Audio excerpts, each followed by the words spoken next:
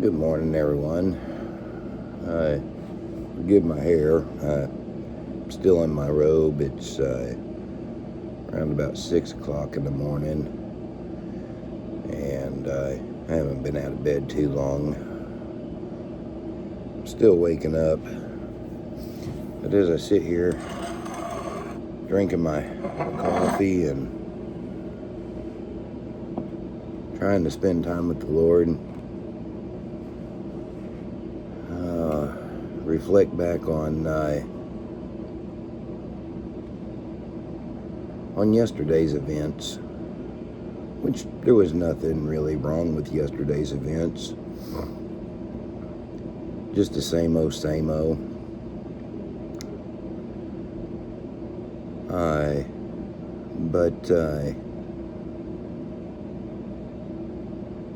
But again, I got questioned by somebody that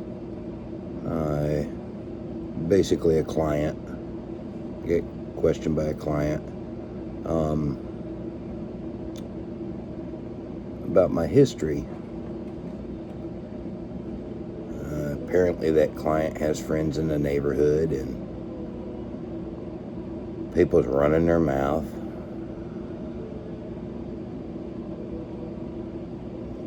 Just spreading gossip and probably lies, more than likely. I don't really know what was said because the person wouldn't say too much. It was pretty hush-hush. But I was asked about my criminal history, basically. And so I told the person, and the client acted like they understood, and made the comment, okay, well, if that's what it was, if that's all it was, then okay, and that happens to a lot of people, basically, is what was said to me by the client. But in reality, what's anybody really going to say in that situation? And this particular client was a female, and she was here at the property, and she didn't have anybody from her side here with her, and it was me and my mother at the property, along with one of our residents. But I mean, and I'll get to more details here in a bit, but I mean, she could have went further, because when she asked me the question, we was outside, I was airing up her tires on her car, and she was in her car. So in reality, I mean, and she doesn't seem like the panty waist type to beat around the bush. She's kind of a take no nonsense type of woman, you could tell. So if she did have a problem with it, she could have waited until I was done airing up the tires, and then she could have called me every name in the book and drove off. She was in the car with the car running when she asked me, and then as things proceeded, keep in mind she's a client, so I was trying to help her out. So then at some point I realized it'd be beneficial for her to meet my mother, because of her own ongoings in her life. And so I invited her in to meet my mother, and she came in and visited for probably about an hour and got to know my mother, and so on and so forth. So, I don't know, really what's going through her mind as far as the question she asked me. But as I sit here this morning pondering on yesterday's events, it's, basically the same old, same old. And I just get to thinking about my childhood, and and what I've had to endure. And I feel that there's got to be a way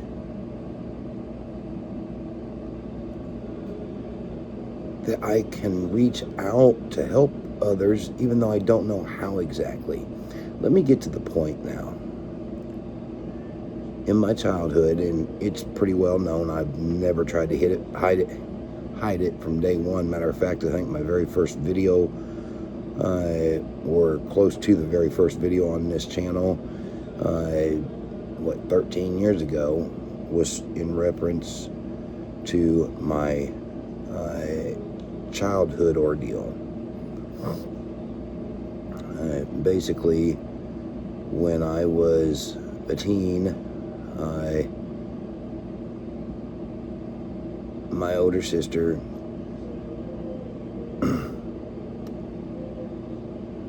came home from high school and said she had read a book about how a guy pleasures himself, and wanted to know if she could show me. Now, whether anybody believes this or not, that's on you. That's just completely on you. But at that time, I had absolutely no thoughts of women in that manner. None whatsoever. Well, for the next 2 weeks, literally every day for the next 2 weeks, my older sister kept coming home saying the same thing, basically, and wanted to show me. And I'm sure she had more words to say with it than just that. But that's been many years ago. So that's the gist of it. Now, as the days went on where she did this every day, I began to get curious. So I think it was literally on the 14th day, I believe, I gave in. And I let her show me how a man pleasures himself. And she demonstrated on me with her hand.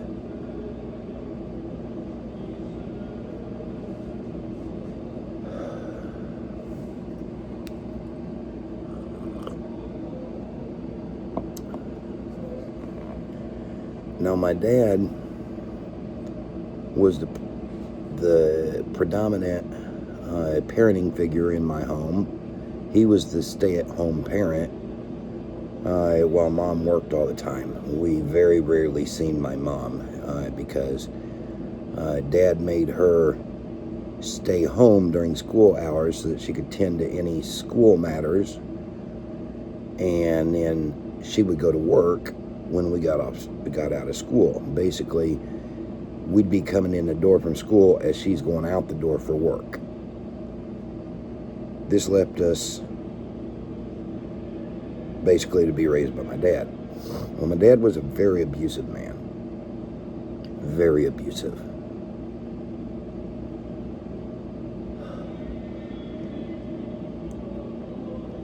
Now, as we got older,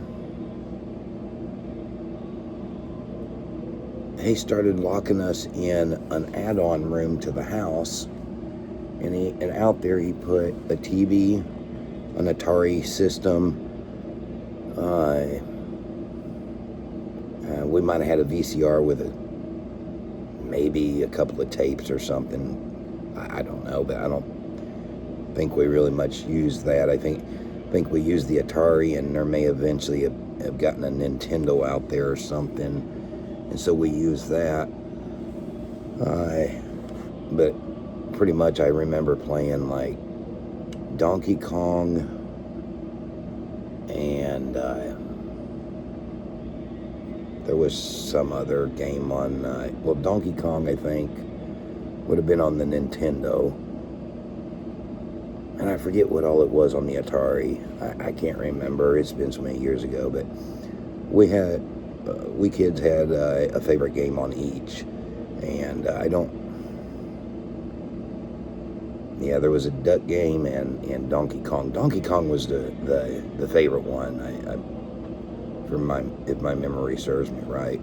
I think we had Super Mario Brothers as well. And then we had Frogger. I think we played Frogger on the Atari with the joysticks. But anyway, that's getting off course. The point is, we had a few games out there, and then my dad, he would lock us out there, literally lock us in that room for hours and hours and hours at a time, sometimes depending on if it was a school day or if it was summertime or what the case was. He'd lock us out there all day. Now, there was no bathroom out there, so I don't remember exactly how that worked for us. I don't know if we had to hold it or if he... Seemed like I had a jug to pee in, and my sisters may have had a portable toilet, possibly. I also remember the laundry room being in my room, which also served as the game room. And my room just simply, consisted of a bed out there in the laundry room. No heat or nothing. So in the wintertime, I froze my butt off.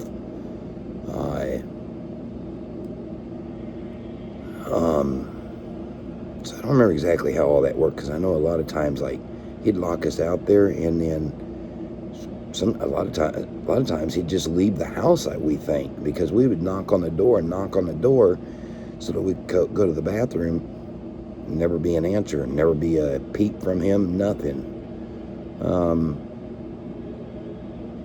But I know that when we would come back in the house oft times, we'd smell this strange smell. Now, at that age, didn't know what the smell was.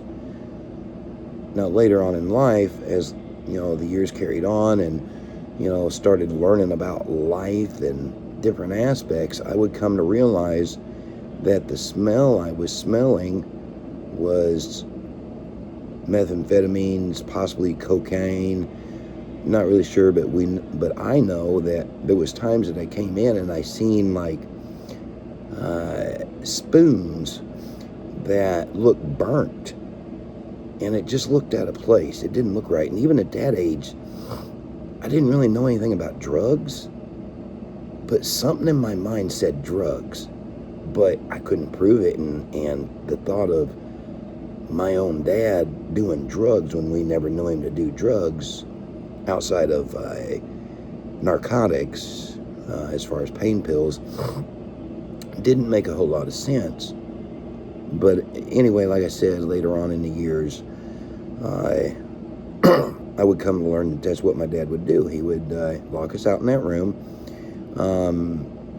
and then he would either go out and play pool with his best friends and drink, and then come home and dope it up, basically. Or he would invite his closest friends over, which usually only consisted of maybe a couple, one or two. And long story short, what I came to understand is he would get drunk and dope it up there at the house, and that's why we would find the spoons, or I would find the burnt spoons sitting in the front room somewhere. And then usually by the next day, the spoon would be gone. Sometimes the spoon would still be sitting where it was the next morning when we got up for school, if it was a school day. But that would just, what I've come to understand is that was more than likely due to him passing out or something. Or, yeah, because if he got... See, that don't make sense, because especially the old school stuff, you wouldn't pass out to that. So he must have drank. When those times happened, I'm guessing he must have drank more alcohol than he consumed drugs, and the alcohol would cause him to pass out. But for sure, by the time we got home from school, the spoon would no longer be sitting where it was, and we wouldn't see it again, or I wouldn't see it again. I'm just kind of explaining the background to kind of give an idea of things. Anyway, so he'd lock us out in his room. And when we wasn't locked out in that room, we was always in trouble for something. And it wasn't that we was bad kids, because we really weren't. We weren't bad kids. But we was always being accused. Dad was always accusing us of doing something that we hadn't done.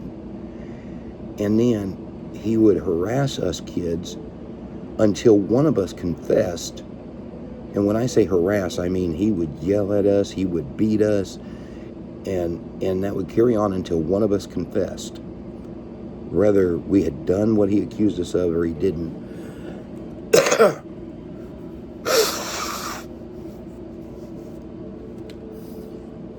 And so oft times, I would just confess to whatever it was, even though I didn't do it, because I knew if I didn't, that my two sisters was also going to continue to get beat for this thing that they didn't do either. And so when I would confess, and my younger sister, she never really confessed to doing anything that she didn't do. She never did that.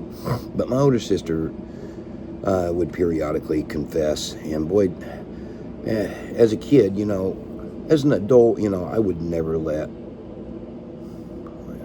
I say that, but boy, I've sure learned a lot about life.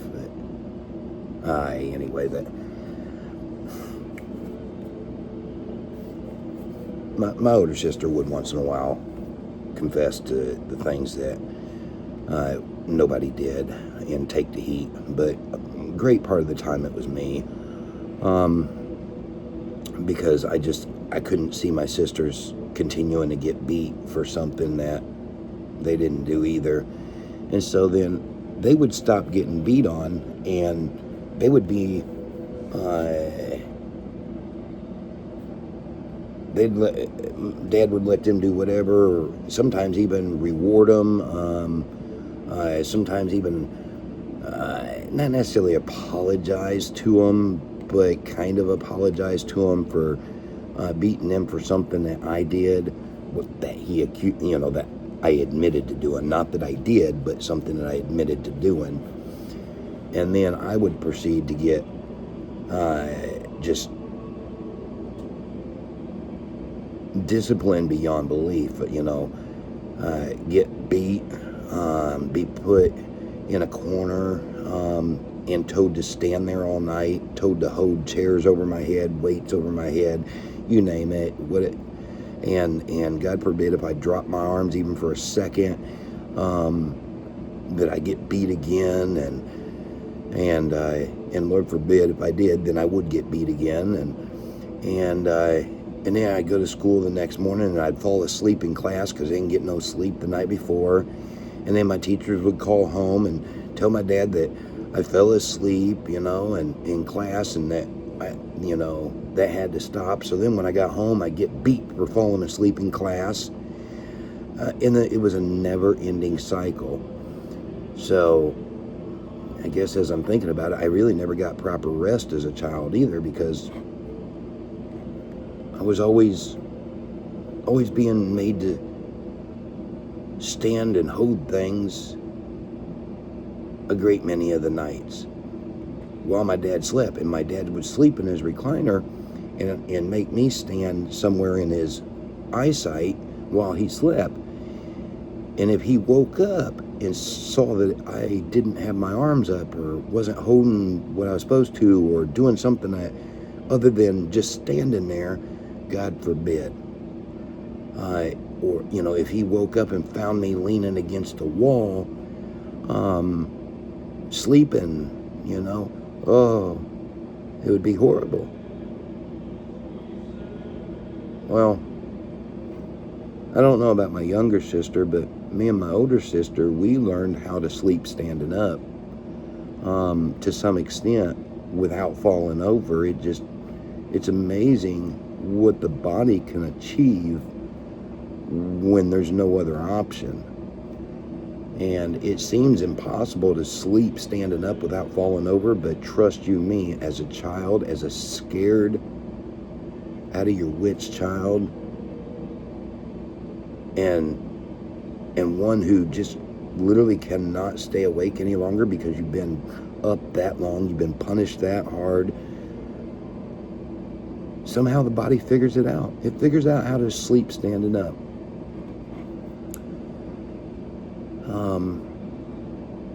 To some extent, I would fall asleep, but my dad also snored like a freight train, and he stopped snoring. That was our alert to wake up, because him stopping snoring was basically the alarm for us to wake up if we was asleep and get our arms up straight, don't let him catch you, and so as the years went on and the same punishment continued, the punishment got less and less for dropping our arms or doing something that, he found that we wasn't supposed to be doing, maybe looking back at him or something, because we wasn't supposed to look at him either. If we got caught looking back at him, oh Lord. So it was terrible. But then as the years, proceeded, and then as, I don't know, I guess as he wanted to do his thing, that he didn't feel was proper in front of kids, drugging and alcoholing, then he would start locking us in that room. Okay, so we carry on, and in life, and la-da-da. My younger sister, she was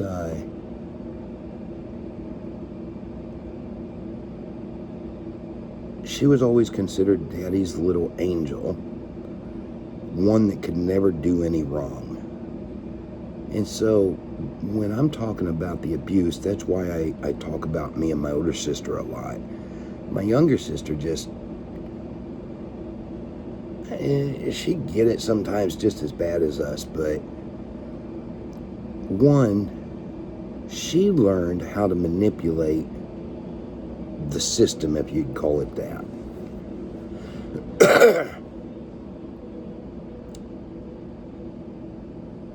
She learned how to, as soon as something broke out, she learned how to quickly blame one of us, me or my older sister. She also learned that as soon as you get home from school, or as soon as you get an opportunity, tell Dad that one of the siblings did something that they didn't do, or maybe it was something that we did do, if she had something, legit or whatever. But even if she didn't have anything legit, she learned to make something up. That way, me and my older sister would get severely punished, but she was still favored. And so she just didn't get in a whole lot of trouble. And looking back on it, to some extent,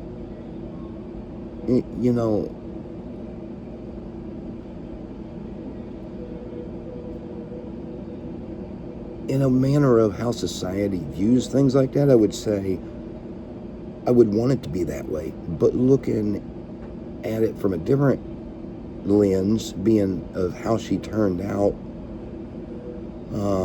ultimately because of it, I love my sisters to death.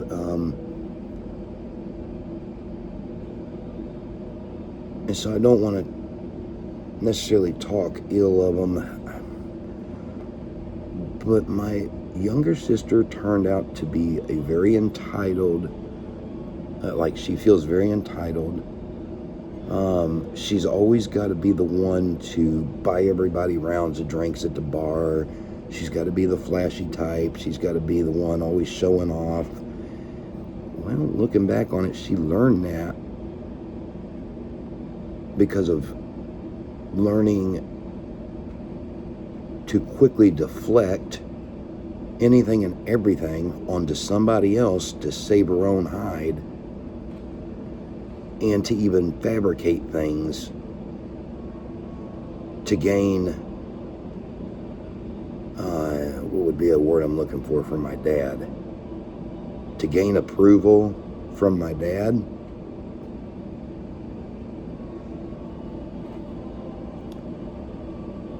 When I was 11 years old, my dad was always warning us kids that if we thought the grass would be greener on the other side, go ahead and say something. But I promise you, he'd say, grass is not greener on the other side. And basically it was his mind games and control that would keep us so scared that we would never say anything about the abuse to anybody. Well, when I was 11 years old, my baby sister come and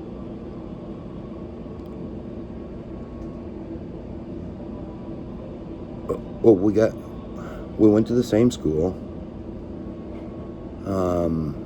and I was responsible for getting her on and off the bus and getting her to classes because she was younger. And I think for a year or two, the same went for me with my older sister. My older sister at some point in my childhood was responsible for getting me on and off the bus just because I was younger. So the older kid always was given that task, whatever. So me and my younger sister went to the same elementary school or middle school or whatever it was. I don't remember at this point. No, it would have been elementary school. And at 11 years old,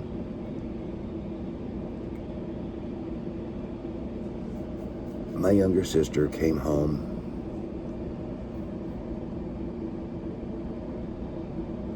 Now she would have been 7.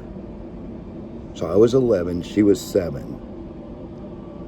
So when I was 11 years old and she was 7 years old, she had already learned the game. What made her do this next night, I don't know.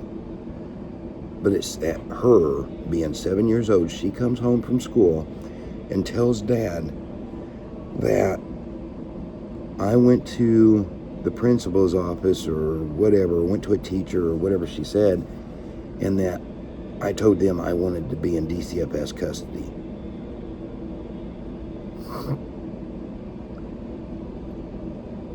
I didn't do that.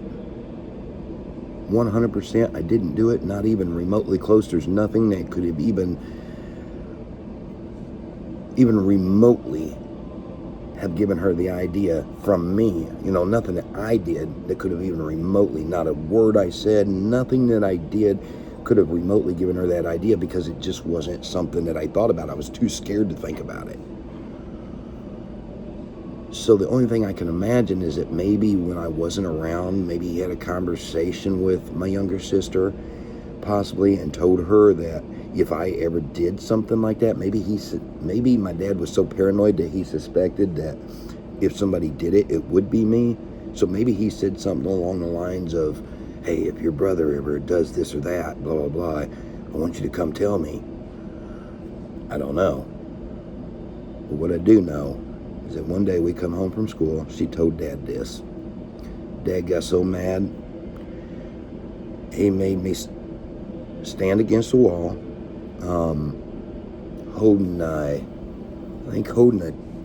can't remember if it was holding weights or holding a chair over my head, and I had to have my arms straight up and down, elbows locked, not drooping my arms any at all. And I was forced to stand there from the time school got out until the time that it was time to go back to school again the next morning. I had to stand there like that. Now, a few years prior, we was living in a different place in a different state, and there was a wood-burning stove in that house. And on another occasion where Dad made me do an all-nighter, he had me standing in front of that stove. Well, I fell asleep standing up, and I fell over onto that stove, and my left arm fell on that stove. I caught myself on that hot stove, and it left a long scar on my arm until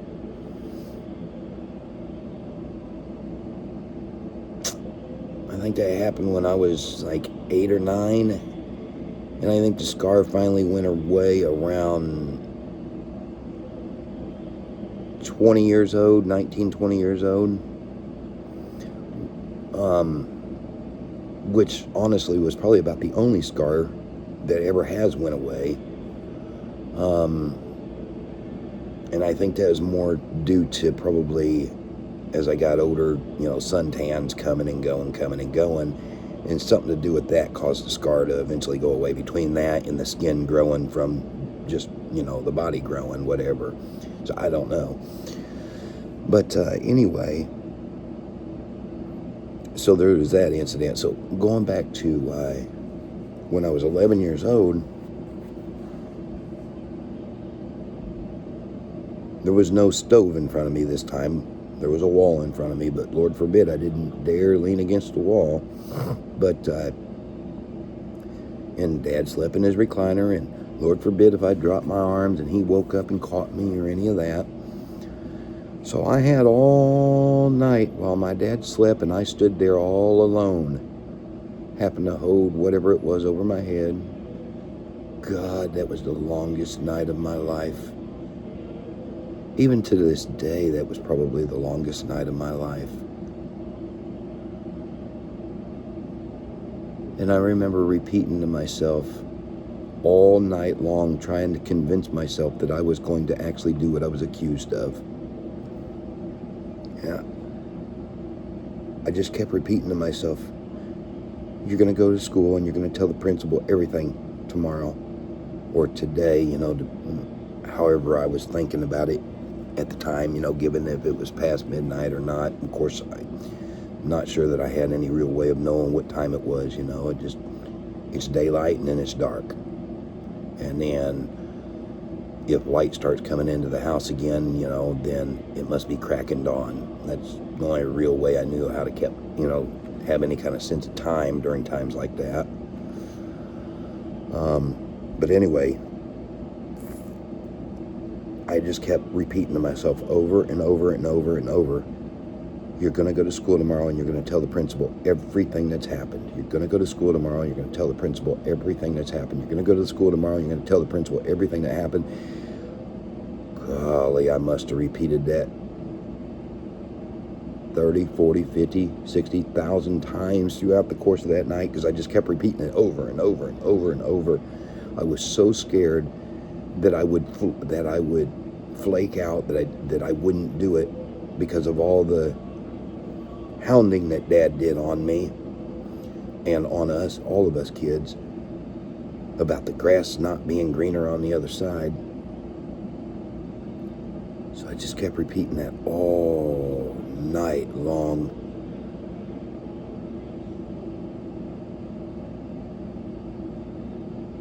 And to my absolute surprise, because I remember Dad had us so mentally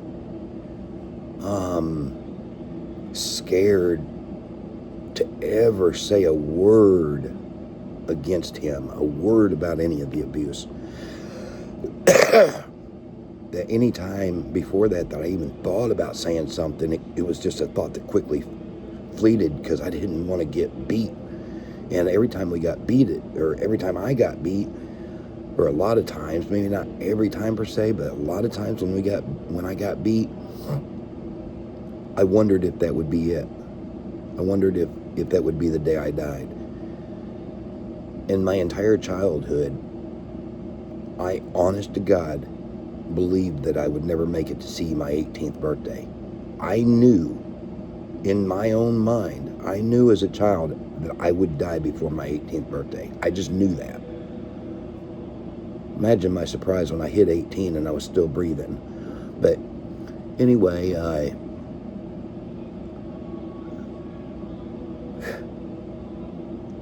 that was,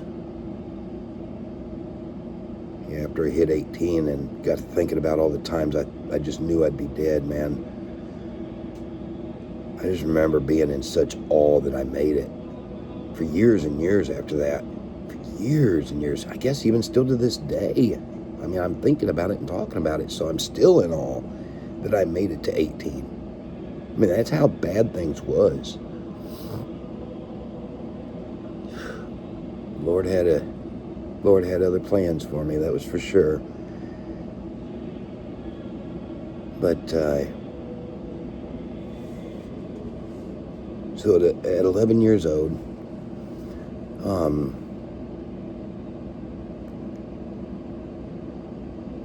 I think it was September 26th of 1993.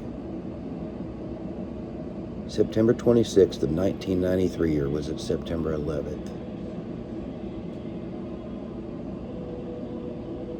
No, it was September 11th. That's right. Because it was the same day as the 9/11 attacks, just many years prior. So it was 9/11 of 1993 was the day that I finally got the courage up to go to school. And my mindset was, I've been accused of it, I've been punished for it, I might as well do what I've already been punished for. And so I went to school, and I made sure I got my younger sister settled in the lunchroom for breakfast, where I got her to her class. I'm not sure which I did. I think I got her settled in her lunchroom for breakfast, but I knew if I didn't immediately go straight from there to the principal's office, I'd lose my nerve and then I wouldn't do it. And I felt so bad. I felt so bad because I knew I had a responsibility to get my younger sister to class as well. And not that I felt bad, I guess if I didn't get her to class, she would get lost. I don't know. But it was also fear that if she got lost, that I would get my butt beat and everything else again when I got home. So many different feelings going through me that I almost lost my nerve even after convincing myself, repeating that over and over and over all night. But anyway, I did manage to muster up all the courage within me, and I got her into the lunchroom, and I told her, I said, I'll be back or something maybe. I don't even know that I told her that. I probably did to comfort her. I don't know. But anyway, I got her settled in the lunchroom with breakfast, and then I went directly to the principal's office, and I told the principal everything that had been going on.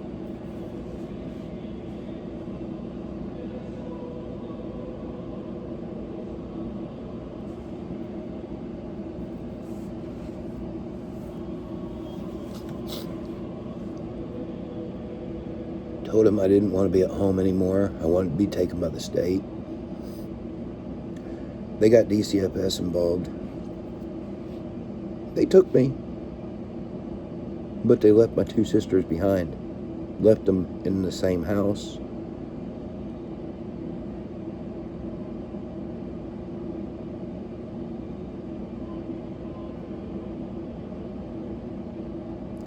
And then the state itself proceeded to abuse me. Or should I say allow abuse. I mean, the state itself can't actually abuse you per se, but they can through their miscarriage of laws and just whatever, I suppose. But the system failed me. While I was in the system, I was abused.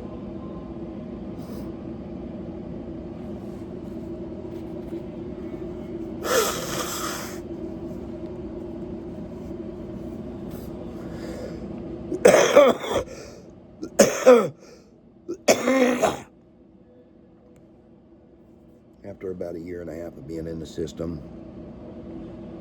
being abused by the system,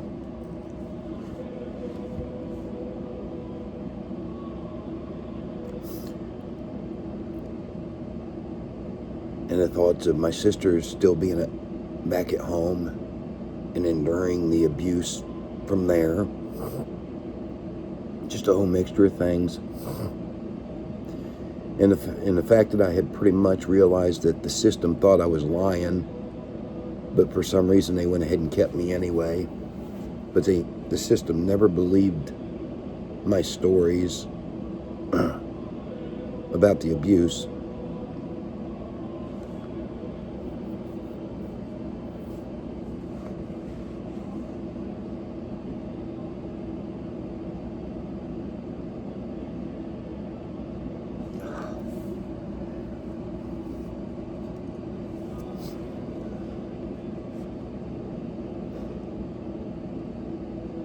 So after about a year and a half, I finally just told the system that I made it all up, I lied, and I wanted to go home.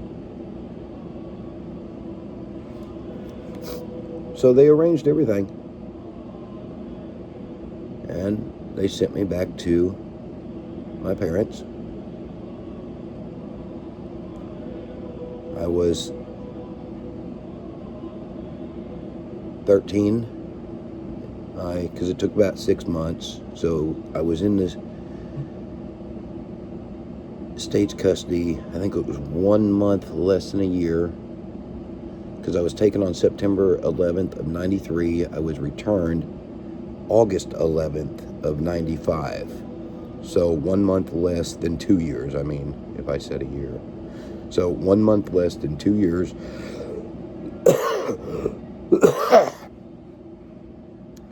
That I was in the state's custody.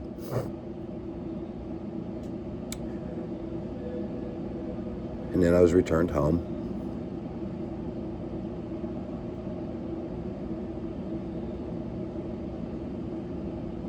And things was better when I returned home for a short while. But then they returned back to the same as always. The same abuse, so on and so forth.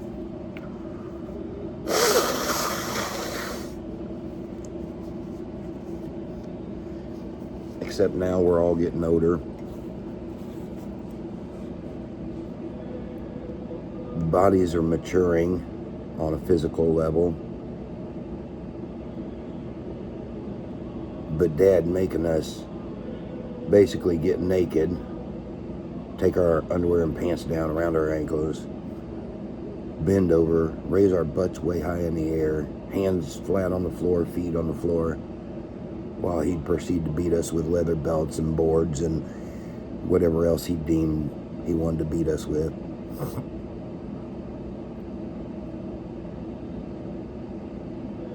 And I remember at some point,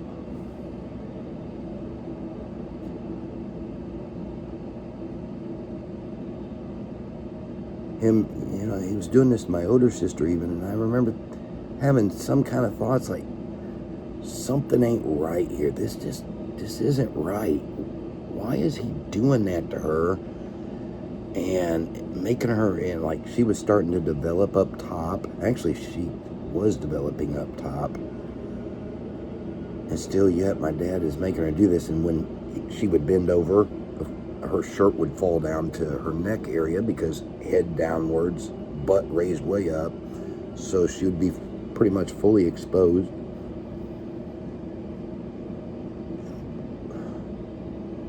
I just can't talk anymore on that. Oh my goodness.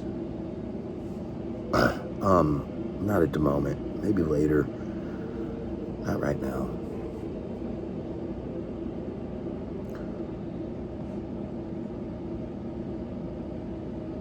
So the years are carrying on, whatever. My older sister gets into high school. And then, like I said before, at this point, she starts coming to me every day for like 2 weeks straight. Finally, after about 2 weeks, I got curious and I broke down and I let her show me, la-da-da. So about 6 months go on where now she's periodically after school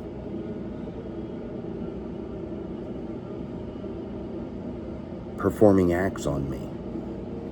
Then she gets me to start performing acts on her. there was never actually any penetration with the manhood into the womanhood. But aside from that, there was a lot of experimenting. Now, one day we was at one of my dad's friend's apartment. This was about 6 months after I had finally caved in to my older sister. One day we're at his apartment. Dad leaves us in the front room. He goes into the kitchen area with the friend. I think he was there to try to repair some plumbing issue or something for the friend. So he went into the kitchen to look at some plumbing issue or something. I don't right remember. And I remember somehow a blanket got over me and my older sister. And one of us was touching the other.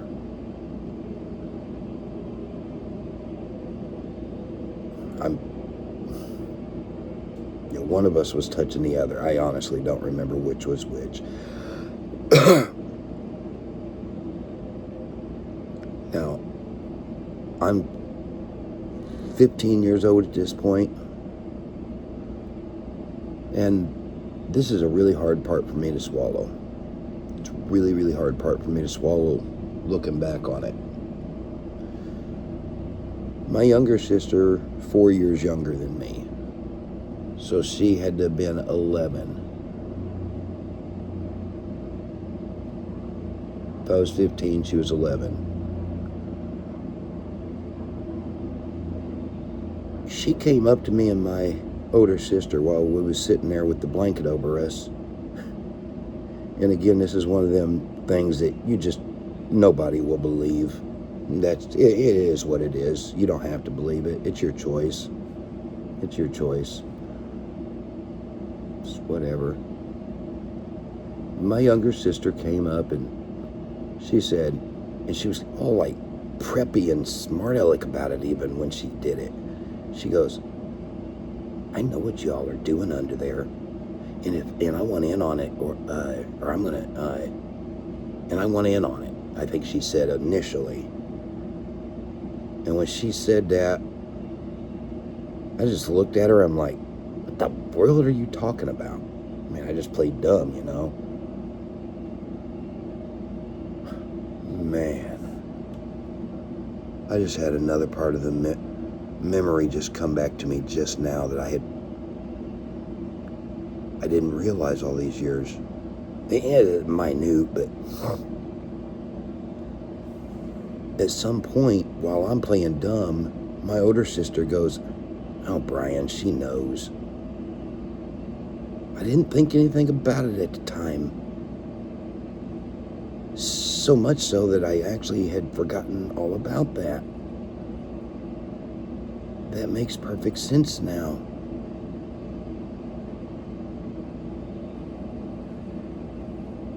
But when my older sister said, oh, Brian, she knows, I got to veer off for a second there. Her saying that and the way it all went down, there was no possible way my younger sister could have known unless my older sister had either told her or done something with her personally, which I would later learn that my older sister did, but I didn't know it at the time. What I do remember at the time was when my older sister said, oh, Brian, she knows. I remember panic and fear shooting through my body so hard, I didn't know what to do. Because I knew if I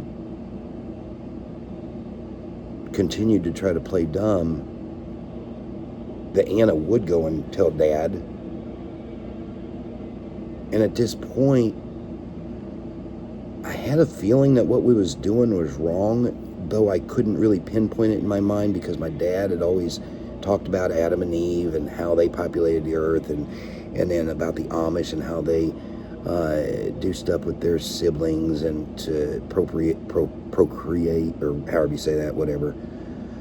So I didn't know if what me and my older sister was doing was right or wrong. I just had no idea. But somewhere deep within, I was starting to feel conviction about it, but there wasn't, I just wasn't developed enough yet to really understand that it was even a conviction per se, or that there was anything wrong with what was. I don't know. One thing I do remember though was I knew with 100% certainty if my dad found out, it would just be another reason for him to beat us senseless, and probably this time it would, possibly be what kept me from making it to 18. I mean, I had no clue.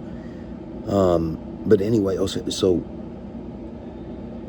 my sister, at some point, I hadn't done anything, I hadn't really said anything yet other than deny everything. And at some point, my younger sister, and this is the part that is the really unbelievable part, was my younger sister said, if you don't let me in on it, I'm going to tell Dad.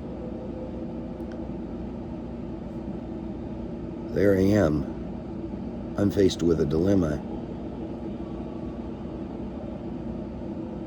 I either cave into what's going on, to what could really only be considered as blackmail. I mean, I wouldn't have seen it as blackmail at the time per se, because I probably wouldn't even understood what blackmail meant. And my younger sister definitely, I couldn't imagine her.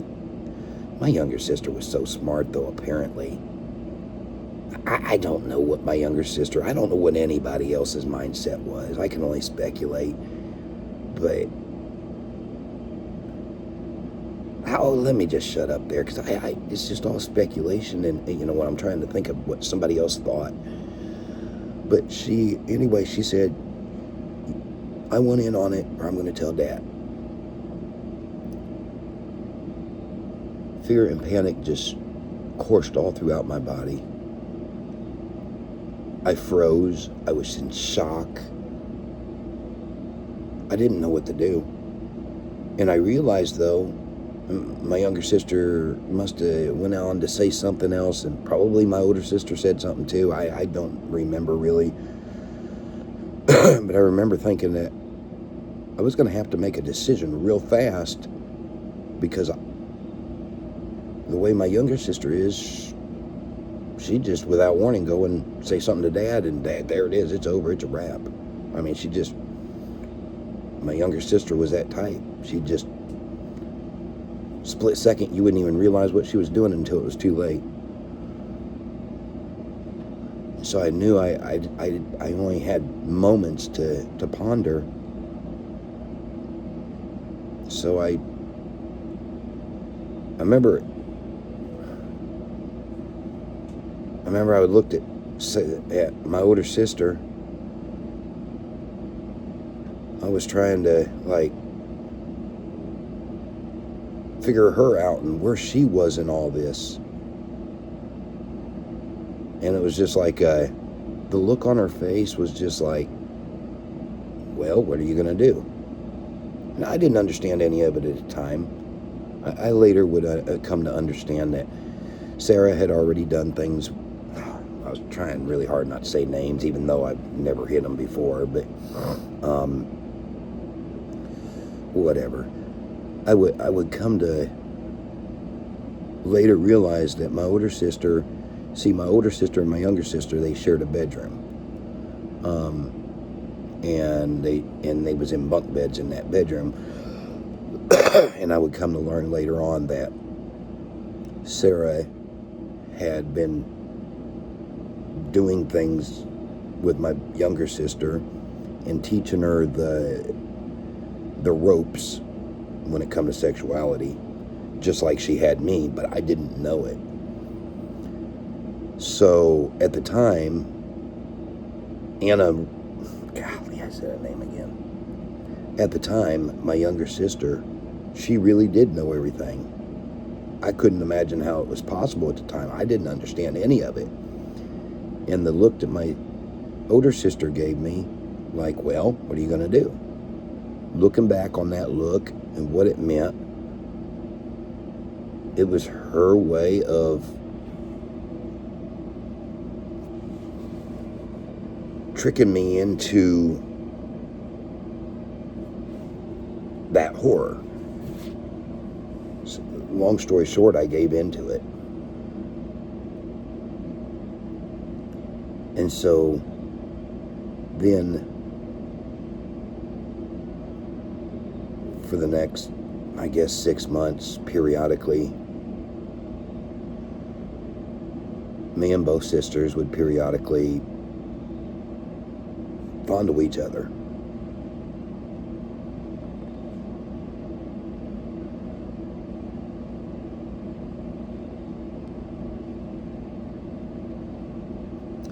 Somewhere along the course of all this,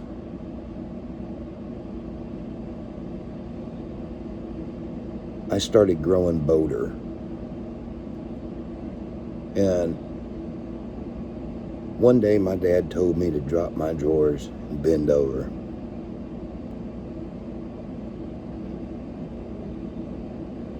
And I finally garnered up enough courage that this particular day, no matter how scared I was, I was absolutely just fearful as could be, that he would just grab me and just lay into me.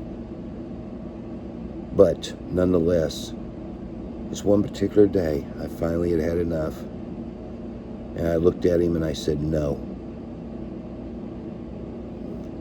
He looked back over at me and he said, what'd you say? He said, boy, I told you to drop them doors. I'm pinning that blankety blank over. And I looked at him again and I said, no. He started going off verbally. And I looked at him again and I said, no, I will not. And instead of him coming at me, to my absolute surprise, and I remember he was sitting at the kitchen table in the chair when he told me to do that. And just to him, just another average day, just another average time of doing his nonsense, until I said no and he realized I was serious. Well, instead of getting up and tearing into me and whatever, I'll never forget the look on his face. It was just an absolute shock. Maybe even a little partial bit of fear in there. He couldn't believe that his son had told him no, stood up to him,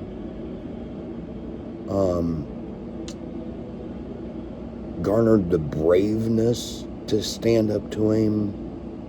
He didn't know what to do with it. And I don't remember how that situation turned out, but I didn't get a beating that day. And I never took another,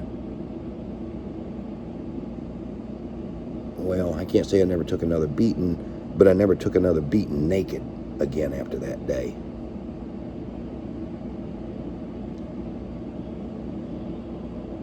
And beatings for us kids all through our childhood was, every time it was pretty near naked.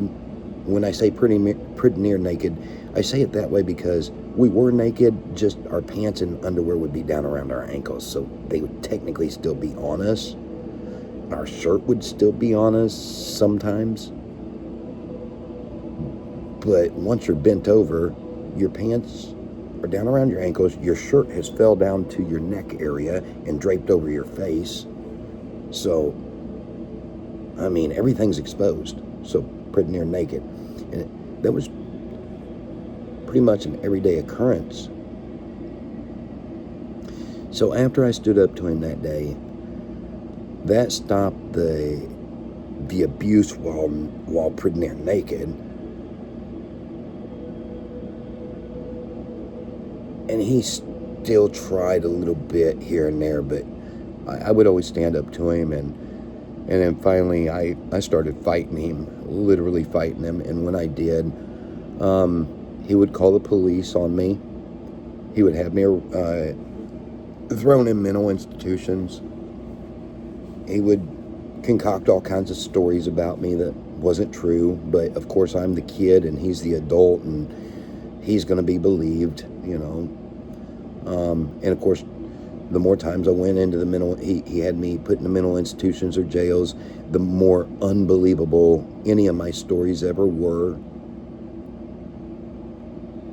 So he literally just practically got away with, I mean, not literally, but he practically just got away with murder because he painted me. He twisted everything somehow or another. He manipulated the system into believing that I was just a messed up kid full of messed up storytelling. So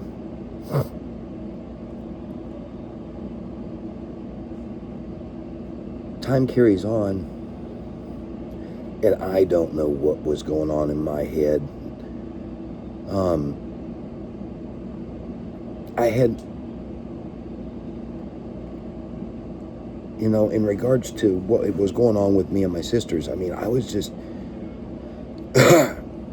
my sister must have been, what, a senior in high school when all this started. It was like the last year of high school, and on top of that, I think she graduated 6 months earlier than most people or something. I don't know, maybe close to a year earlier or something, because she was like, she excelled in school. She was in who's who of honor students, the who's who book and all that. She just really excelled in school. And so she graduated early and went on to college. Well, so she goes off to college, and things between me and my younger sister, for the most part, died down. It wasn't so much anymore, but my older sister was there instigating so much and so often that even when, like, it just almost became an expected part of my everyday life almost, after school and whatnot, that the three of us was gonna fondle each other or whatever. And so by the time my sister went off to college, I guess, looking back on it, I was just, it had become such a part of everyday life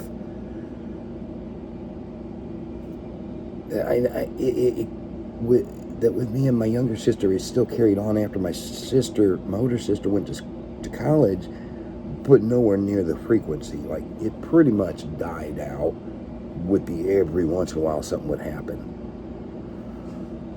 But even at that, I'm getting older. My conscience is really working on me. Like, in my conscience, something is bothering me. I know something is wrong. Something is very wrong about this. But I didn't know what to do about it, because I don't dare take it to Dad. He's going to beat me till I'm senseless. And the thought of going to authorities with any of it, I honest to God don't remember what the thought process was there, or if there even was any thought process. Like, at that age, for me, and being sheltered so much of my life, and being just beat down literally so much of my life, I was really a dumb kid. I didn't really know much. But I do remember my conscience started just bothering me, something fierce. I mean, just fierce. And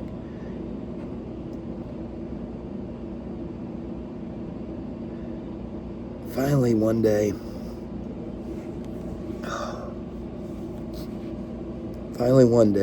I just decided to myself, because my older sister kept coming home from college on different breaks, weekend pass or some sort of holiday, spring break or whatever the case was. And she'd come home.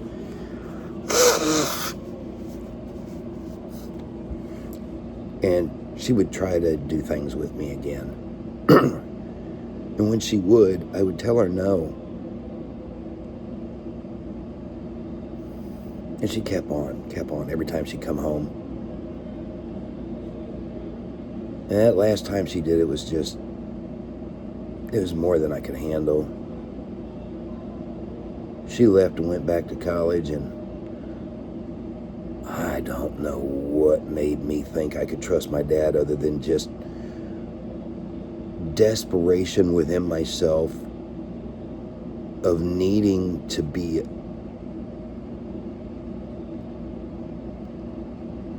somehow I convinced myself that my dad loved me.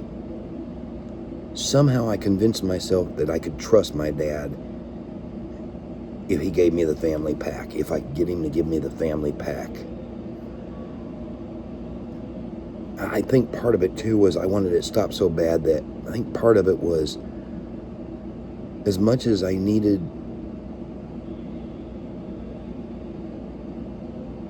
to feel loved and trusted by my dad, I think things was bothering me so bad that I was like, well, he's either gonna love me and listen to me and give me the family pack and not say a word to anybody about this, or he's gonna kill me. Either way, I've got to end this. So one day,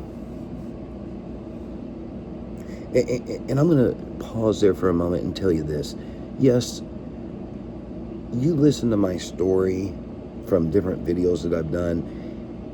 Some things may change slightly. There may be inaccuracies, okay? They may change very slightly. It's not, the overall gist of things is still going to be the same. But there might be minor details that maybe I remember a little differently than I did the last time, or I don't know. But you got to understand, I was a kid, okay?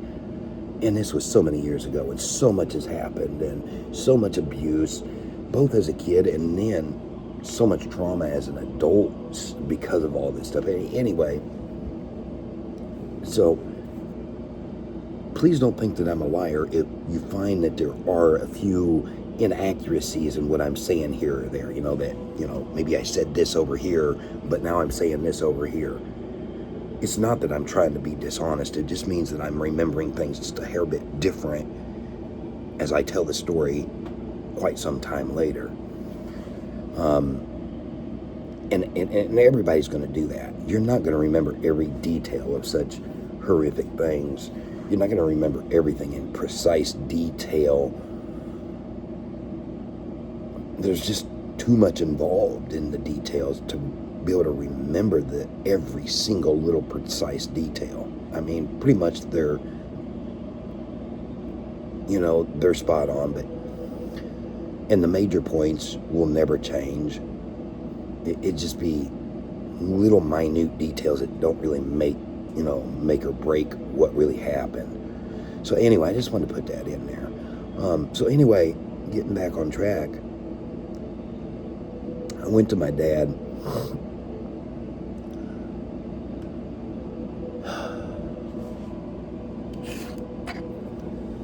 Went to my dad one day and I told him, Dad, and let me tell you that, and I'm sorry, I've got to have a cigarette.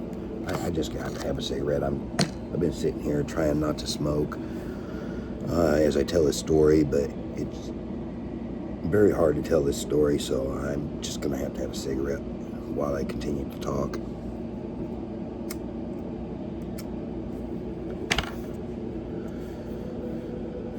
So, somehow or another, towards the end, like the more I stood up to my dad, like he would put me in, he'd have me arrested, he'd have me admitted in or mental homes or whatever, or mental hospitals. so on and so forth. But then I'd get back out and life would carry on. When I get back out, I would notice that life was a lot better when me and him wasn't fighting. Like, things was just a lot better. I wouldn't be seeing him beating on my sisters anymore. I didn't see him beating on my mom anymore. And that's a part of the story that I've left out this particular go around. But anyway, that's all a part of it too. But so I wouldn't see him doing these things anymore. And then I was getting more freedom as well to kind of like go outside of the house and ride my bike or something, around, right there. And there was a church right across the street from where we lived, and they had a big parking lot. And so I was being given more freedom to go out and ride my bike in that parking lot. Or my dad had gotten us some roller skates at that point. I don't know. And so we'd go over to that parking lot and we'd roller skate in the parking lot. And so there was probably a few months in there towards the end where things had gotten better. And I must have thought, well, Dad's changed. I must have thought, well, he's not the monster that I've always known him to be. I don't know what went through my head. I really can't explain it, other than I was a desperate teen, desperate to be loved, desperate to trust my very dad, the very caretaker, the very person that's supposed to love me more than anybody else in life. I don't know. But anyway, so that desperation of needing to be loved, need to be trusted, in combination with the desperation of my conscience eating at me over everything that had been happening between me and my sisters. Went to my dad this one day, and I told him, I said, Dad, can me and you go for a ride in the car, please? I really need to talk to you about something very, very important. He said, okay. I said, sure. So we got in the car, and I asked him if he'd please just find some old country road somewhere and bear with me, and I'd tell him what it was about in a bit, but I needed a little, just kind of, I don't remember how I worded it, but basically I needed a little time. I needed to be out on a country road somewhere, knowing it was just us and so on, however that played out. So we got out on a country road, and he's cruising. And I told him, I said, and I looked at him, and I said, Dad, I really got to tell you something really, really important, something really big. I said, but what I got to tell you, I need you to promise me God is your witness. And that was the family pact. If you said God is your witness to something, that was the family pact that you would stick to it. Supposed to have been anyway. I said, Dad, I need you to give me the family pact. I don't know if I said the word family pact or not. I said, I need you to tell me, God is your witness, that what I'm about to tell you, you will not punish me for. And he said, okay, son, I promise. God is my witness. I won't punish you for whatever you're going to tell me here. I said, okay, I need you to tell me God is your witness. One other thing. What's that? That you won't tell anybody at all what I'm about to tell you. Nobody. And he looked at me, he says, well, he said, I'll have to tell your mother because I don't keep anything from her. I said, okay, well, I can understand that. Will you at least tell me God is your witness that you won't tell anybody other than her? So he did. He said, God's my witness. I won't tell anybody else other than your mother. It's okay. So I proceeded to tell my dad pretty much everything that had transpired and how it transpired and everything.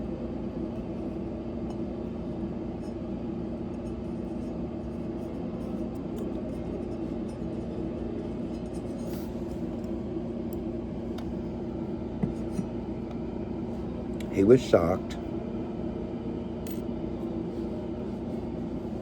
For as much as was within him, he tried to act like a loving dad at the time, if memory serves me.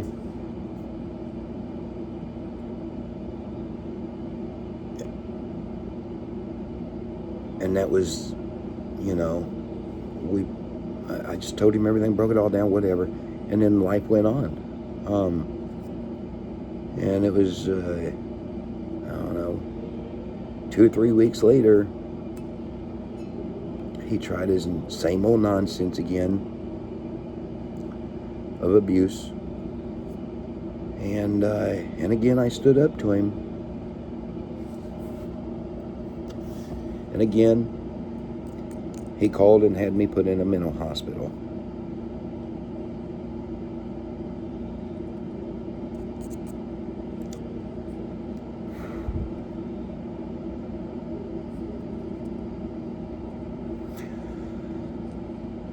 While I'm in this mental hospital, police show up.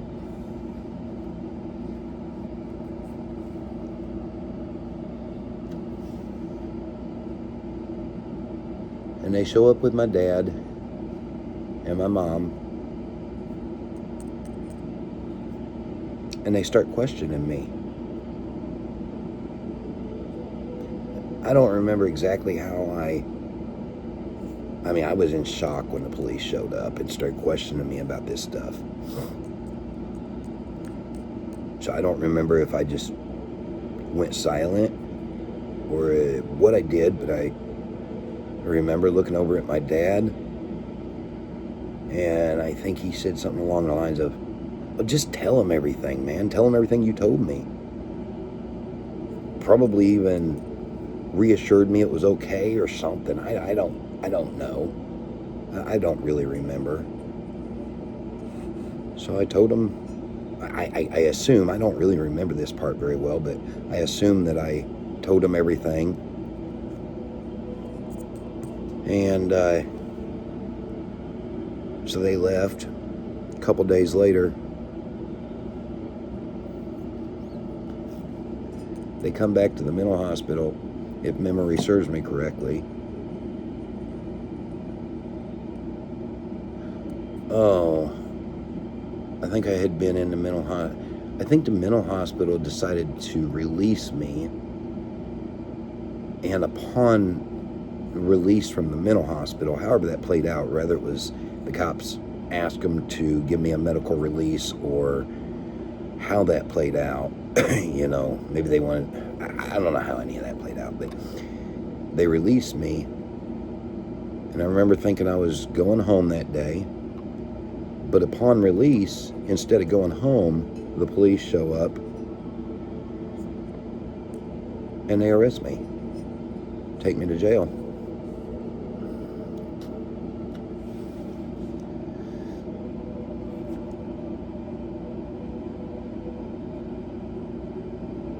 This was my dad's way of getting back at me for standing up against his abuse.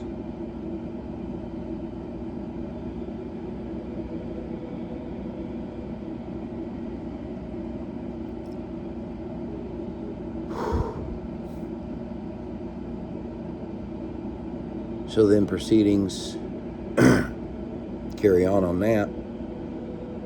I don't know nothing about the judicial system at this age. Got a public defender. Dad certainly wasn't about to spend any money on hiring me an attorney or anything like that. It was his doings. He wanted this. He wanted me arrested. He wanted to paint me as this horrible, horrible kid that couldn't be believed, because it alleviated all that he had ever done in his life. All the abuse, all the sexual misconduct.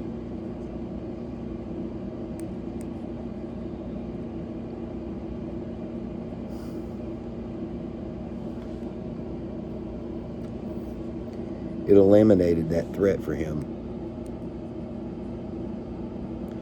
So as the proceedings carry on, I'm going to court. He would have to take me to court and stuff. One day he told me, he says, on the way to court, he said, boy, you're going to plead guilty to this today. I'm not going to keep running you back and forth to court. You either plead guilty to this, or you can find your own way to court next time, and if you miss court, they'll lock you up and you'll just be in prison from then on. Something like that. I don't remember the exact wording or any of that. I just remember that he told me I was going to plead guilty, and that was just that. Not knowing any different, not knowing any better, and being scared, and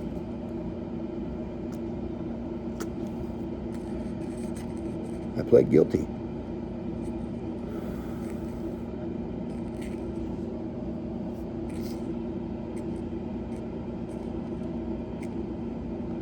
My older sister had also been arrested. She got arrested at her college, taken to jail.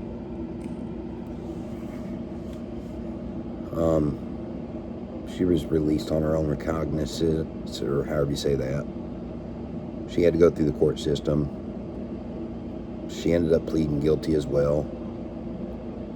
The only reason my younger sister didn't get arrested is this is what I was told anyway. And well, I mean, it's the reason was because she was the youngest of us all. Myself and my younger sister was considered victims to my older sister. My younger sister was considered a victim to me. My younger sister didn't have any victims because she was the youngest. But if there had been another child and that child would have been younger than my younger sister, then my younger sister would have as well been prosecuted.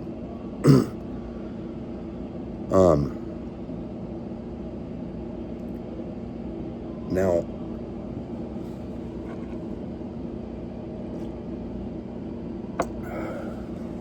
as an adult,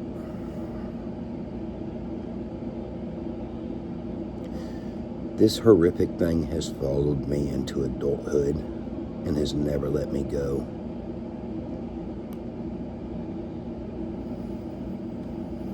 And as I get older,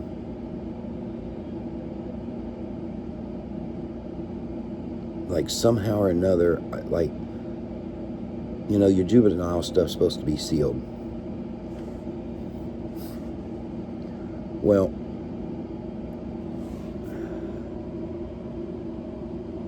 right after all of this happened, shortly after all of this happened, I ended up just moving out of my folks' home. Yeah, I think I was 15 and a half years old, going close on 16.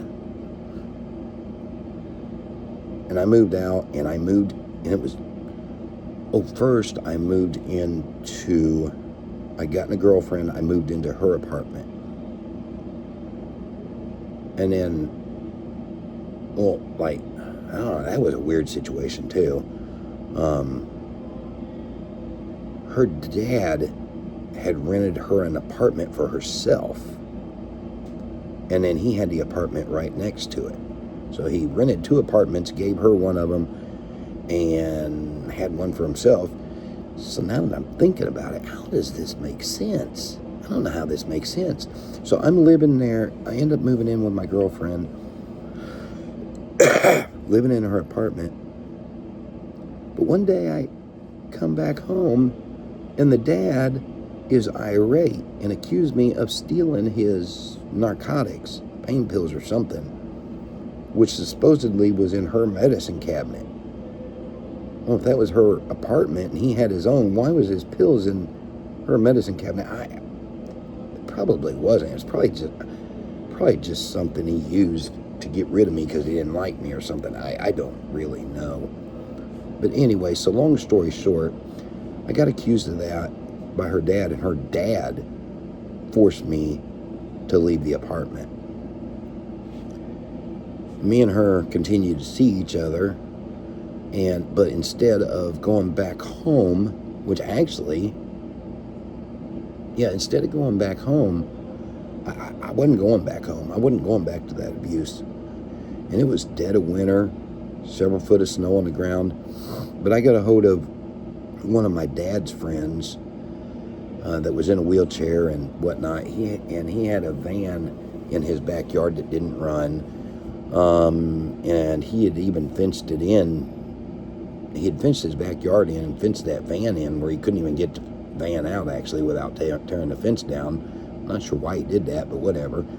Anyway, he had this van in his backyard, and I asked this guy, his name was Frank, he's long deceased, but anyway, his name was Frank. So I asked Frank if I could stay in his van. And he said, well, it sure is cold out there, la da da. That's okay, I'll stay warm. I'll get plenty of blankets and so on. Okay, if you want to. So I lived in that van for probably about 6 months. And boy, it was so bitter cold. I remember taking like green bean cans and ripping up paper and stuff like that and putting them in that can and starting a fire just to try to warm my hands up or whatever. But anyway, and then eventually it got so cold that I did ask my folks if I could come back home. Well, I asked Dad because he was he just ran everything. There was no asking Mom for nothing. She didn't get to make any decisions at all whatsoever. And Dad said, nope, you can't come back home.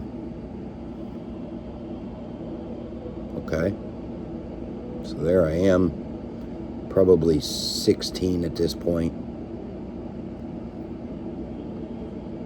And nobody to turn to. Long story short, that started my life of homelessness. Life went on. Frank died. I'm homeless. I'm sleeping in parking garages. I sleep in dumpsters.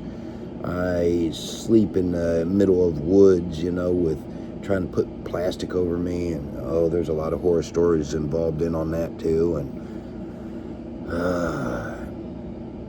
so as the years go on,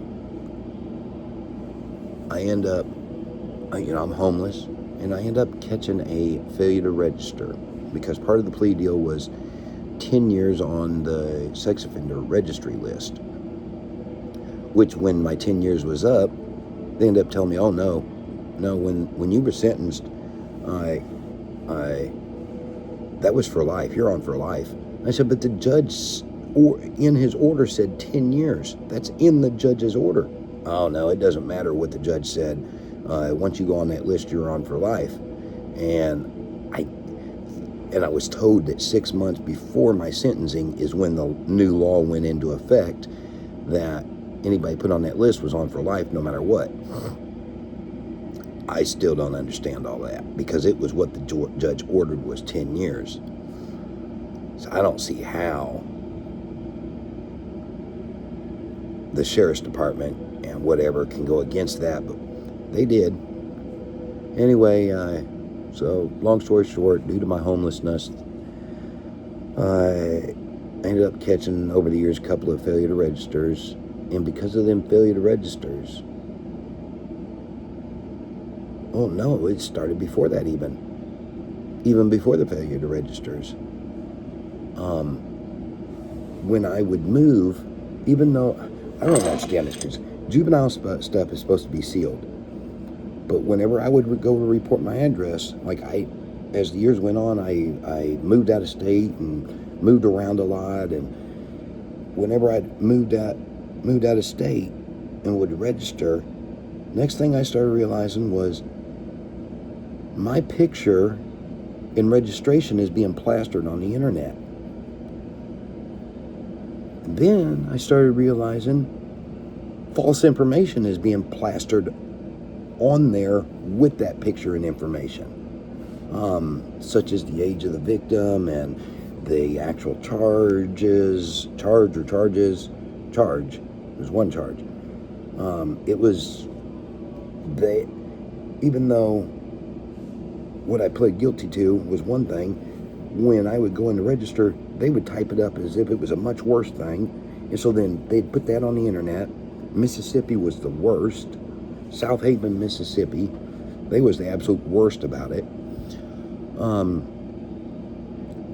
And every time I go in to register, I would get just talked down to just horrifically. I'd be called every name in the book by these people registering me. I mean, I was just made out to be this horrible, horrible monster.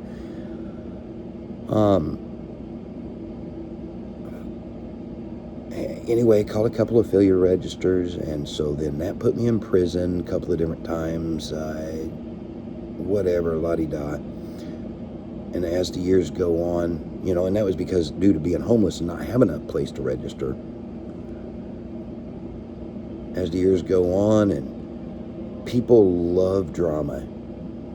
All they got to hear is those two words, sex offender. That's all they got to hear. They don't care to get the details, learn the story, learn the facts. They don't care to ask questions. It doesn't matter if you're guilty or not guilty. Even if I had never done a thing and was, on that list and was purely innocent, it wouldn't have mattered. All a person has to hear is those two words, and they're off and running with it. You're the most horrible, despicable person that ever lived on the face of the earth just because somebody mentioned those two words in your name in a sentence.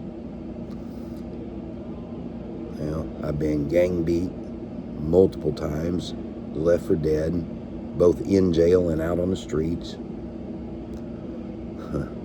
Death threats galore. Just a lot entailed on it.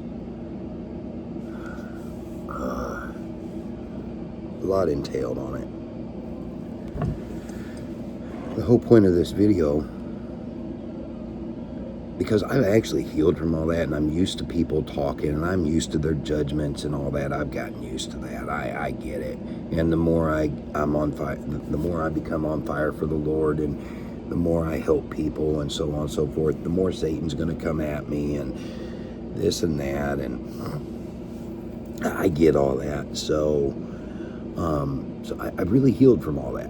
The whole reason for this video, though, which it wasn't supposed to go this long, but it did. The whole reason for this video is I've got to find a way to use my story to protect innocent kids. No, we don't want parents to get in trouble if a child did fabricate something, okay? But there's got to be a way to decipher between a fabrication and putting somebody in prison falsely and actually determine those from the children that are telling the truth. If the state of Georgia is where I was taken, is the state I was taken in, and they're who had custody, they're also who left my two sisters in that same household. If the state of Georgia would have taken both my sisters as well, if they would have believed me, none of this would ever happen. My whole life would have been completely different.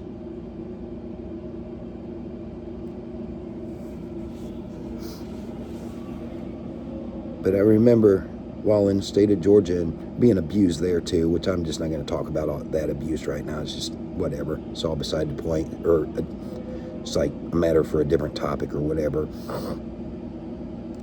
But I do remember towards the end, I just remember thinking, my sisters are back there in that house, they're being abused, and I'm not there to protect them. The state is not believing me anyway, and they're abusing me on top of it, which I didn't think of it in that wording at the time, in the wording of them abusing me, that comes now as I'm thinking about everything they did. Yes, that was the state. I mean, they absolutely abused me. But anyway, I just remember thinking all of this is going on, and my sisters are back there with no protection. They're enduring the brunt of everything because I'm not there to take it. And so, like I already said, I ended up lying to the state and telling them I made it all up and whatever, just so I could be returned home. And they returned me home. Didn't really ask me much questions at all. As soon as I told them that I made it all up and I lied, they didn't question it. It was just like, oh, okay. All right, well, are you sure you want to go back home? Yes, I am. Okay, we'll start the process. It was as simple as that. And they sent me back. If they'd have never sent me back, none of this would have happened. If they would have investigated more, they went and asked my sisters, I guess, if what I had told the officials was true. Well, my sisters said no. I asked my sisters about this later on, well, my older sister in particularly, and she said, well, when they came and talked to us, Dad had a talk with us before we talked to them and basically threatened us that if we said anything, blah, blah, blah, blah, blah. Okay, so my sisters lied because they was in absolute fear of their life or of being beaten or whatever the case was, so they lied.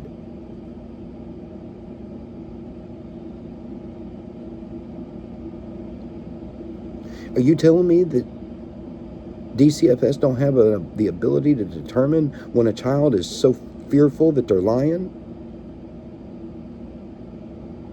But they can come in and they can take my son for something I haven't even done? And they can take my son because they assume I laugh at him? I laughed at something a DCFS worker did last year, something she said. I laughed about it because it was so inaccurate. And she assumed I was laughing at her. I wasn't laughing at her. I just laughed at the comment because it was so ridiculous. But she literally told me that I would pay. I would have to pay, and she would make sure to it that I paid for laughing at her. And I didn't get to see my son I didn't get to have my son for a year after that, and barely got to see him for a few minutes here or there every couple of months in the process. We could take a child out of a perfectly loving parent's home, one that has done nothing wrong, but we can't protect those children that truly are being abused.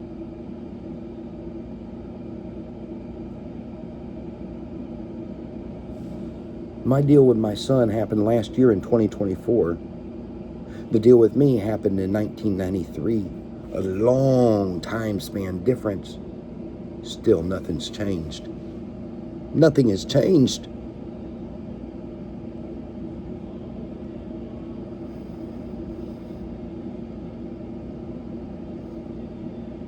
I don't know what can be done. And if there's anybody watching this that has any ideas and actually wants to work to do anything, whatever it may be,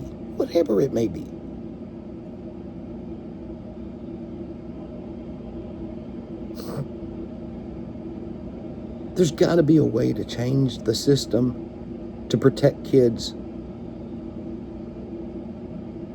and to protect parents that truly are innocent from narcissistic DCFS workers.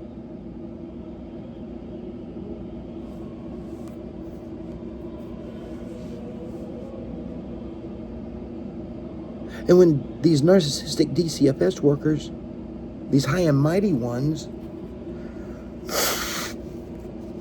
get their panties in a wad, and so they decide they got to punish the parent or parents, it doesn't just punish the parent or parents, it punishes the child too, because the child is removed from a perfectly loving parent's home. The child is stripped of that time with that parent, whether it be for a year in my case or for the rest of the child's childhood in other cases. But the children that are truly being abused, we leave them in the homes to continue being abused. We don't believe them because the narcissistic parent or parents have gaslighted things so much, twisted things around, changed the narrative, painted the child as a lying, deceptive child, when in reality They're none of that.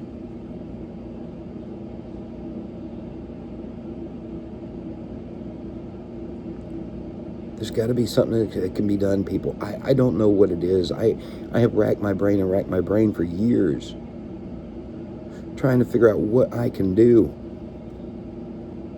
to help others, to use my story to help others.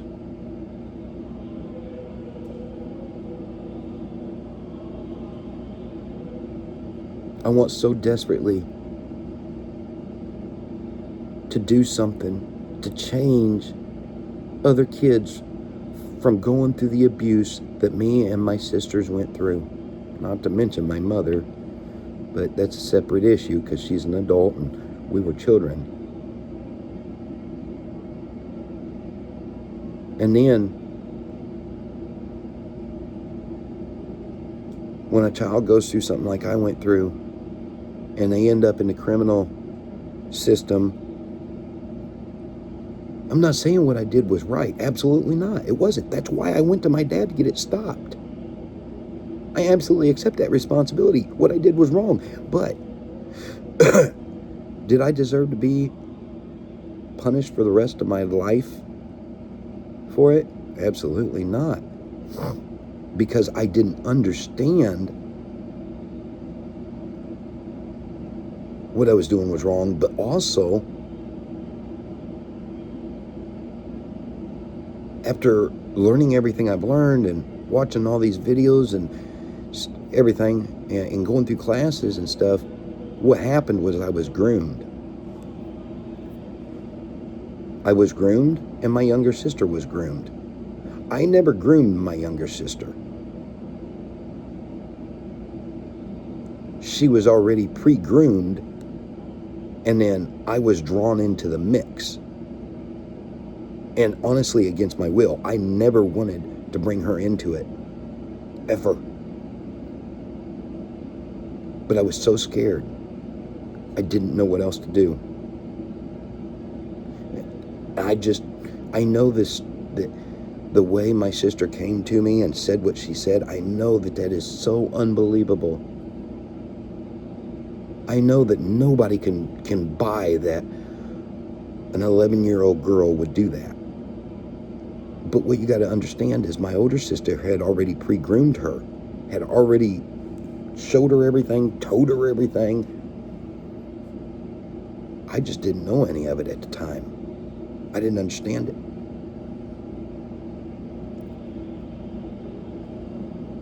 And then when a child tries to get something stopped, his whole life becomes a punishment. When his conscience starts bothering him and he tells somebody to get it stopped, he's punished for the rest of his entire life for it. Meanwhile, my older sister, her being a woman, she did far worse crimes than me in relations to everything that happened when we was kids. But because she's a girl, it's looked upon different for her. Her life was a life of ease. Ease. She was never once in prison. She was never once gang beat. Maybe once in a blue moon somebody would question her, you know, kind of make a little snide comment once in a while, but it's about the extent of it for her. For me, gang beat multiple times, left for dead, threatened, imprisoned. I'm the subject of non-stop harassment over it. Still to this day, I have a neighbor, every time he sees me out in my yard, every time he sees me on the road, he's hollering out that horrible title. He's telling everybody falsities all around the neighborhood.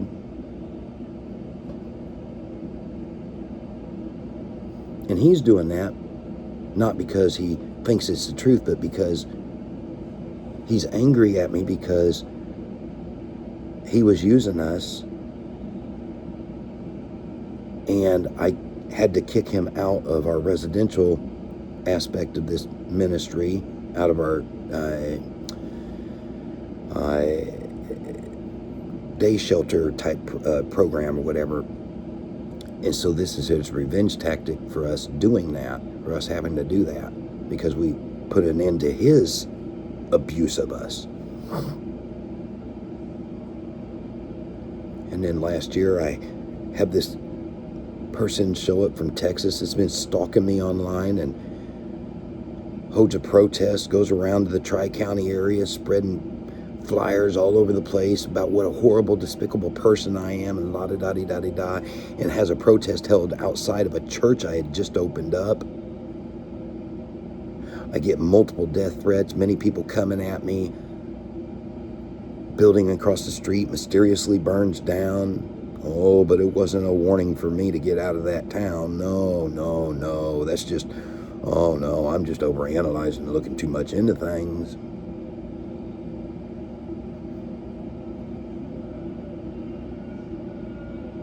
And then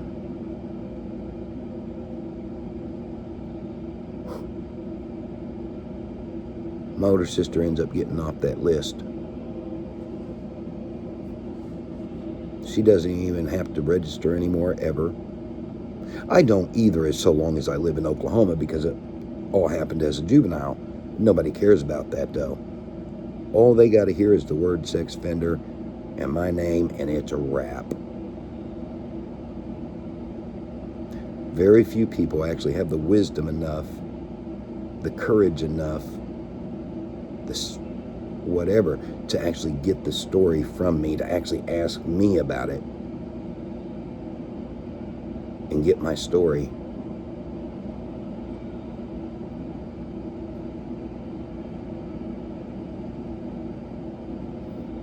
You know, I've always tried to not see myself as a victim, but in this moment,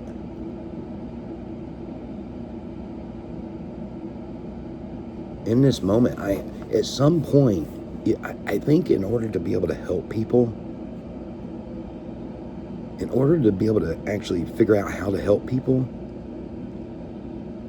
I think I may have to try to accept that I am a victim.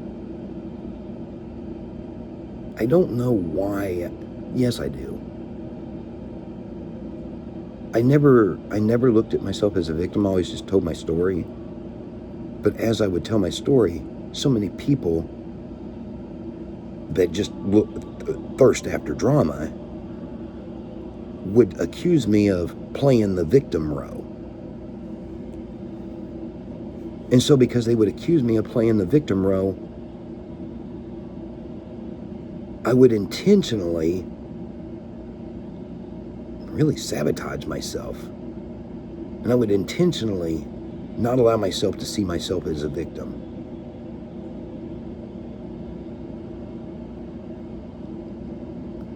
And I think in that, I let the norms of society and the thirst for drama, I think I let it hold me back. Where in reality, I think I should be seeing myself as the victim in order to be able to understand the victim aspect of it, in order to be able to truly help victims. Because that's really what I am. I have to just accept that. I'm going to come right out and say it. I'm going to say that I am the victim. I'm going to add in there, once again, that what I did as a kid was wrong. It was wrong. I wish to God it had never happened.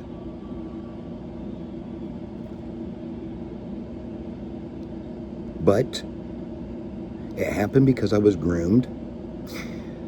It happened because the one who groomed me was groomed herself.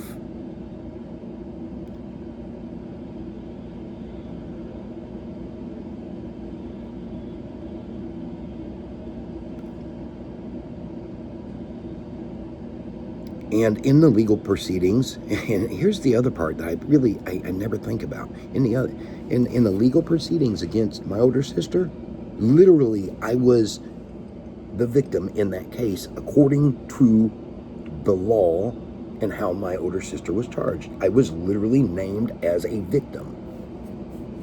But I've never allowed myself to accept that. And I haven't because of the normal society's thirst for drama.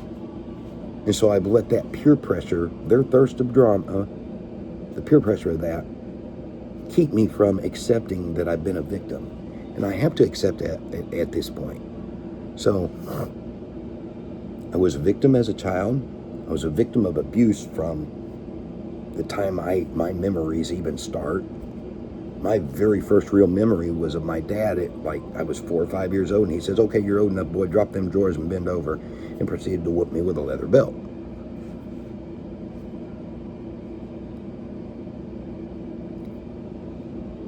So I was a victim of abuse all through my childhood. And then as an adult, a victim as an adult,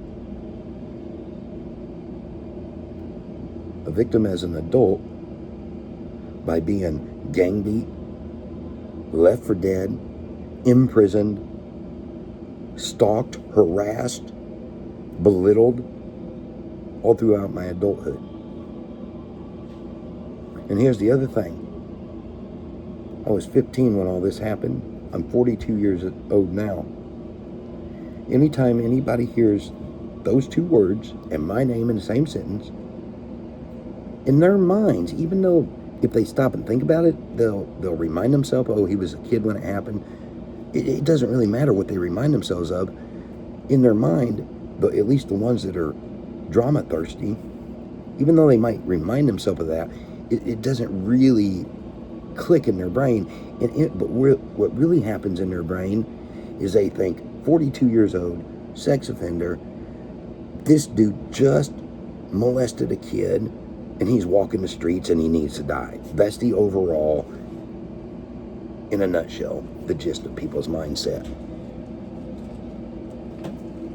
So to sum this whole thing up, and looks like the household's waking up now anyway. So to sum this whole thing up and end this, you all see me however you want to see me. You leave whatever negative comments you want to leave. You accuse me of whatever you want to accuse me of. It is what it is. I care, but I don't care. I care. I don't care in the sense that I'm used to it, and it's not going to really affect me anymore or whatever. But I do care in the sense that the more y'all do that, the more that you disincentivize and discourage people from trying to help kids from having to go through such abuse.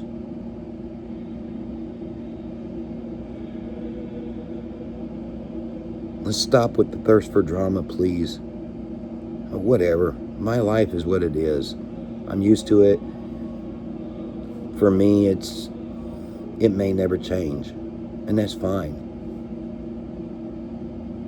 But can I find a way to change it for others so that they don't have to endure the same nonsense that I've had to?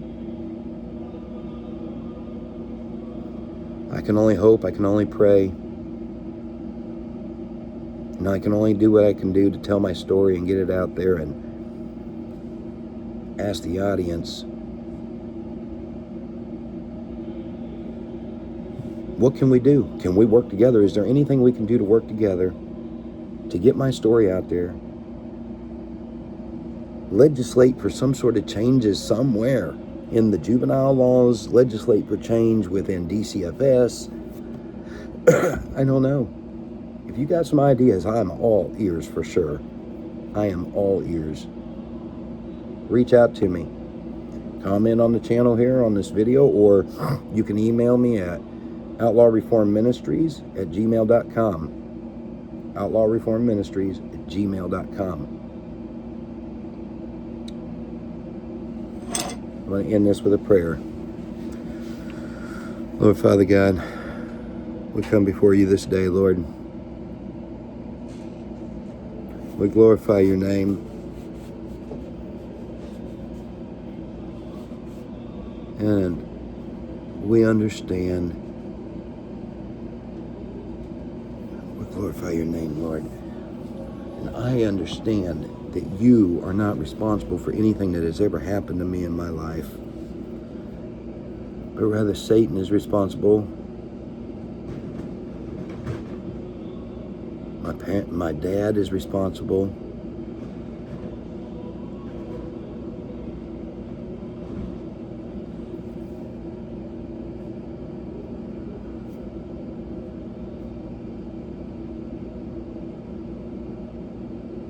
See, because of the norms of the peer pressure of the norms of society, or have you say that, I'm like feeling that I'm supposed to start naming off right now all the things I'm responsible for, instead of just naming others who are responsible. But I know that I don't need to do that right now, no matter what anybody thinks. I don't need to do that. The Lord knows my heart. He understands this prayer. And we're going to roll with it the way it is right now.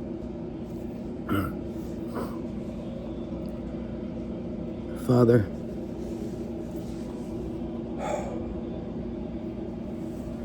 I want to ask you to forgive us of our sins in the name of Jesus, in the name of your precious Son, Jesus Christ. Forgive us and cleanse us all of our sins in the name of Jesus. Lord, guide us and direct us in all ways. If there is something that we can do, Lord, to change the outcome for even one child that may be going through this, or that will go through this if something isn't done, Lord, please bring it forth. Make a way for the change to happen. People to come together, to meet one another, and to be able to work together that may not necessarily have ever met otherwise.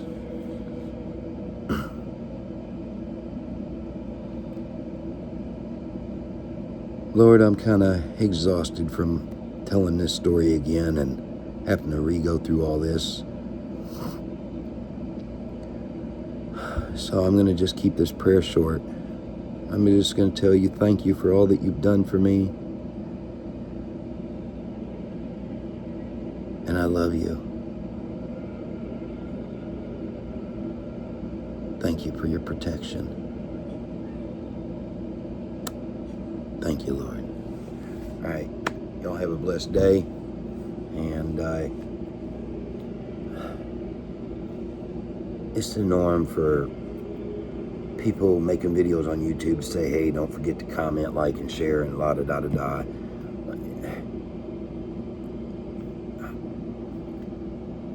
You know, I don't care if you do or not. I'm going to put the reminder out there. That way it kind of allows the Lord to be able to work.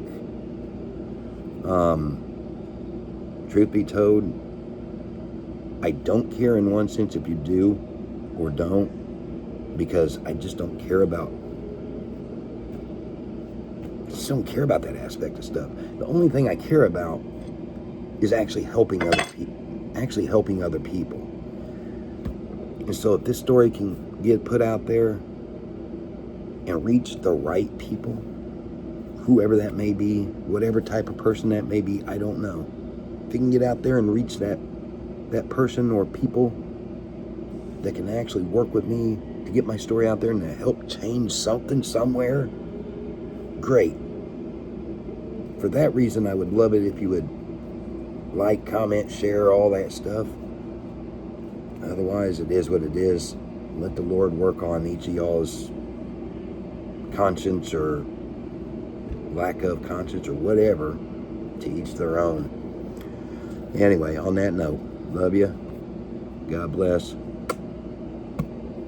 And talk to you later.